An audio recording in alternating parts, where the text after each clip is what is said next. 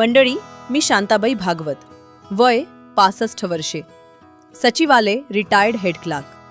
मुंबईतल्या आमच्या 2 खोल्यांच्या फ्लॅटमध्ये मी, माझा नवरा आणि आमचा मोठा मुलगा आदित्य राहतो. म्हणजे राहत होतो. पूर्वी आम्हाला वाटायचं आपली मुलं मोठी झाली की उडून जातात, स्वतःचं घर, स्वतःचा संसार, मुलं बाळं वगैरे. पण आमच्या पिढीला कोण सांगणार होतं की आजकाल मुलं उडत नाहीत, फक्त वायफायच्या रेंजमध्ये फिरतात. आमच्या घरातही याची सुरुवात तशी साधीच होती. मुलगा आदित्य घरीच असायचा. दिवसभर त्याच्या खोलीचा दरवाजा बंद. कधीमधी बाहेर यायचा, दार उघडून काही ऑनलाईन ऑर्डरची पार्सल उचलून घ्यायचा आणि पुन्हा आत. रोज काय मागवता देव जाणे. मी विचारायचे, जेवलास का रे? तर तो विचित्र नजरेने बघत म्हणायचा, हं, काहीतरी खाल्लं. काय खाल्लं, कुठे खाल्लं, ते मात्र टॉप सिक्रेट. एक दिवस टीव्हीचा रिमोट मागितला तर म्हणतो, आई दुसरा टीव्ही घे ना, प्रॉब्लेम सॉल्व्ह. अहो, इतक्या सहज उपाय सांगतो तर देशाचा अर्थमंत्रीच कराय आला. हल्ली आम्ही थोडाफार अंदाज घेत होतो की या मुलाच्या आयुष्यात कुणीतरी स्पेशल आहे बहुतेक. पण काही थांगपत्ता नाही, ना त्याने सांगितलं ना त्याच्या मोबाईलने. एक दिवस रात्री जेवायला टेबल लावलं. 3 ताटं ठेवली तर खुर्चीवर 4था माणूस बसलेलं होतं. मी आधी गंगरलेच, काय हा दृष्टीभ्रम की काही भास. म्हटलं, मला ताबडतोब चष्मा बदलायची गरज आहे, किंवा एखादी भटकी मुलगी चुकून आमच्या घरी आली की काय. आदित्यने थंडपणे ओळख करून दिली, आई ही माझी मैत्रीण रिया. कोड? कुठली? इथे का? काहीच सांगितलं नाही.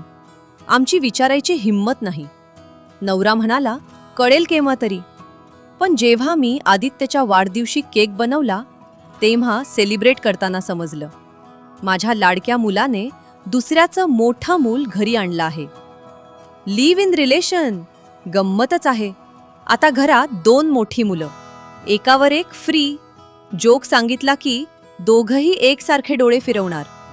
जेवणावर दोघेही तोंड वेंगाडून एकसारखी प्रतिक्रिया देतात. म्हणजे एकाच्या किमतीत 2. मी आणि माझा नवरा कधी कधी मनात म्हणायचो, बाबांनो तुम्ही दोघे बाहेर जाऊन स्वतंत्र राहा ना. पण त्यांना आमचं घर फारच सोयीचं, कूल, कम्फर्टेबल वाटतं. इथे नाश्ता जेवण तयार, कपडे धुतलेले, बाजारातून सामान हजर, सर्व सुखसोयी घर बसल्या. आणि सगळ्यात मोठं, आई बाबा फ्री सर्व्हिससाठी, बिनपगारी. ते करिअरवर फोकस करायला मोकळे. आजकालचं प्रेमही वेगळंच आहे. आमच्या काळी लग्न म्हणजे कांजीवरम साड्या, शरारा, साखरपुडा, हळद, 5-6 दिवसांचा धावपरीचा कार्यक्रम, भेटीगाठी, रुसवे फुगवे. आणि आता मोबाईलवर स्वाईप लेफ्ट, स्वाईप राईट आणि थेट लिव्ह इन रिलेशन.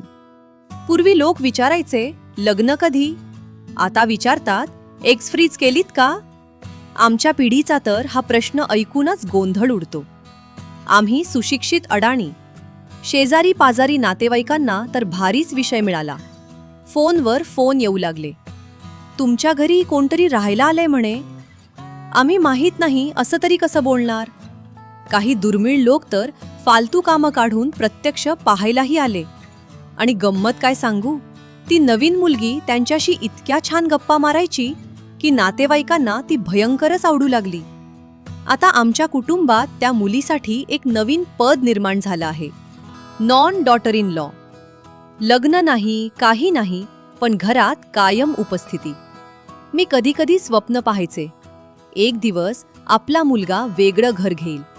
आम्ही त्याच्या घरी जाऊ आणि तिथल्या खुर्ची कपाटावर बोट फिरवून म्हणू, अरे कितीही दूर, साफसफाई नाही. पण ते स्वप्न अजूनही स्वप्नच आहे. उलट परिस्थिती उलटी झाली आहे. पूर्वी मी मास्टर बेडरूमची मालकीण होते. आता कधी कधी चक्क हॉलमधल्या सोफ्यावरच झोपते, कारण त्या बेडरूमवर नॉन डॉटर इन लॉन कब्जा केलाय. आणि केव्हा तरी रात्री 12 वाजता ती तरुणी मला हरूच उठवते, आंटी फ्रीजमधली बियर संपलीये, अजून आहे का? आदित्यला हवीये. मी उठून बसते, डोळे चोळते आणि मनात म्हणते, अरे देवा, आमचं मूल मोठं झालंय आणि त्याच्यासोबत अजून एक दुसऱ्याचं मोठं मूल घरात आलंय, इथेच राहण्यासाठी बेमुदत. मंडळी, जग वेगाने बदलते आहे. पृथ्वीच्या फिरण्याचा वेगच तसा भन्नाट आहे. आपण पडत नाही हीच मोठी गोष्ट. बाय द वे, मी आणि माझा नवरा आता नवीन घर शोधतो आहोत. मिळालं की सांगेनच त्याची गोष्ट. तोपर्यंत बाय, टेक केअर. आता एवढी मस्त गोष्ट सांगितली तर लाईक, शेअर, सबस्क्राईब करा हं. धन्यवाद.